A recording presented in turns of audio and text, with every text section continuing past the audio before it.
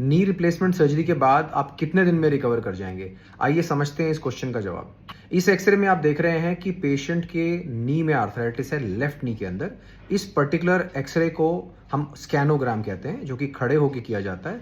इससे हमें पता लगता है कि इस पेशेंट के टांग में ज़्यादा टेढ़ापन नहीं है, लेकिन घुटना अंदर से घिस चुका है। जब हम ऐसे पेशेंट का नी रिप्लेसमेंट करते हैं तो रिकवरी क्विक होती है।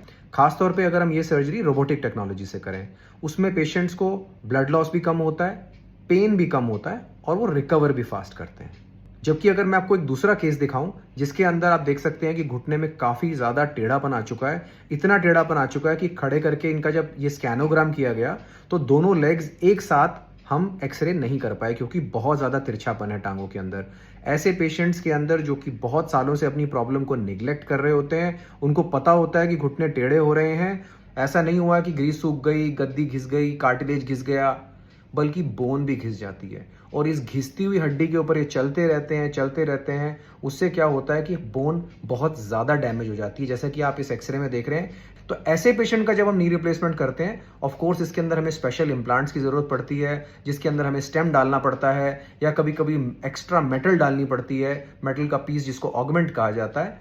और तब जाके इनके घुटने को सीधा किया जाता है, इनका दर्द भी खत्म होता है और धीरे धीरे करके इनकी वॉक भी नॉर्मल होती है। तो ऐसे पेशेंट्स को, जो कि हमने केस नंबर 2 में देखा, रिकवरी करने को ज्यादा टाइम लगता है, बिकॉज ये केस निग्लेक्टेड होता है, मसल्स वीक होती हैं, बोन में डैमेज ज्यादा होता है, बोन क्वालिटी पुअर होती है।